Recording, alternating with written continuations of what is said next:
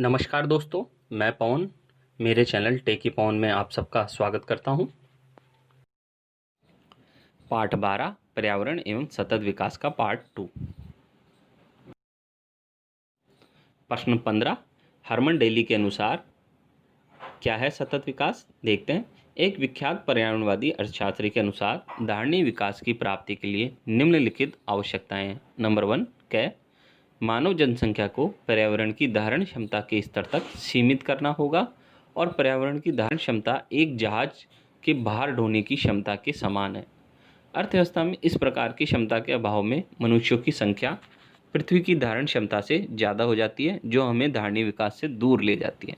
ये हरमन डेली ने कहा है। नंबर 6 प्रौद्योगिक प्रगति आगत निरपूर्ण हो, न कि आगत उपभोगी, अर्थात आगतों का या इनपुट्स का बेहतर तरीके से प्रयोग किया जाए, ऐसी टेक्नोलॉजी होनी चाहिए। ग नवीनीकरण संसाधनों का निष्कर्षण धारणीय आधार पर हो, ताकि किसी भी स्थिति में निष्कर्षण की दर पुनर्सृजन की दर से अधिक नहीं हो, अर्थात संसाधनों का प्रयोग उनके उत्पादन की दर से कम नहीं होना, ज़्यादा नहीं होना चाहिए, अर्थात ज़्यादा हमें संसाधनों का दोहन नहीं करना चाहिए। गैर नवीनीकरण संसाधनों का अपक्षय दर नवीनीकृत प्रतिस्थापकों से अधिक नहीं होना चाहिए, यानी कि हम खर्च ज़्यादा करें और बने कम, ऐसा नहीं करना चाहिए। ड प्रदूषण के कारण उत्पन्न क्षमताओं का सुधार किया जाना चाहिए। ये हरमन डेली ने कहा है सतत विकास के लिए। अब देख लेते हैं एक बड़ा प्रश्न, ये सतत विकास क्या है या सतत विकास की रणनीतियाँ समझाइए। सतत विकास का तात्पर्य भावी पीढ़ी की आवश्यकताओं से समझौता किए बिना वर्तमान पीढ़ी की जरूरतों को और आवश्यकताओं को पूरा करना है। ध्यान रहे, जरूरतों को और आवश्यकताओं को, विलासिता को नहीं।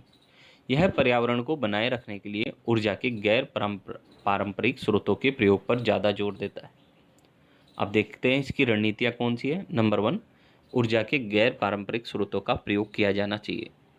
एलपीजी और सीएनजी जैसे ऊर्जा के पर्यावरण के अनुकूल स्रोतों का उपयोग प्रदूषण स्तर को कम करने में मदद देगा और यह गैर नवीनीकरण स्रोतों जैसे कि पेट्रोल और डीजल के संरक्षण में भी मदद देगा।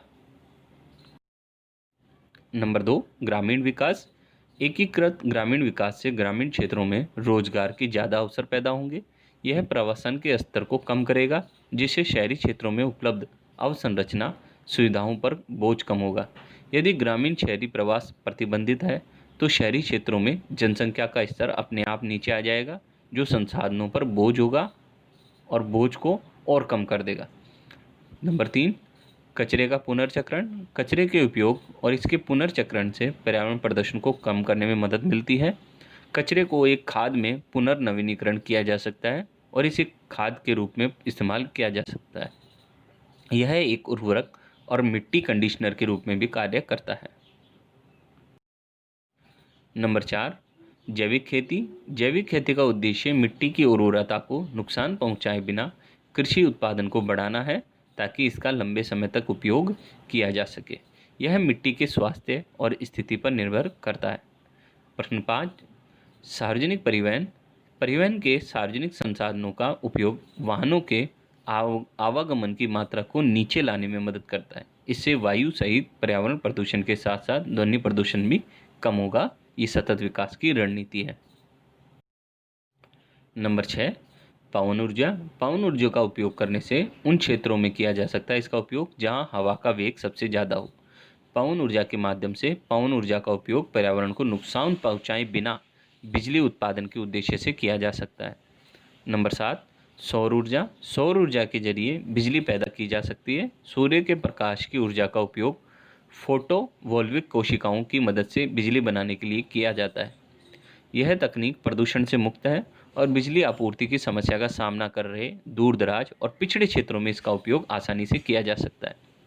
पवन ऊर्जा, सौर ऊर्जा पर्यावरण के अनुकूल ऊर्जा के स्रोत माने जाते हैं।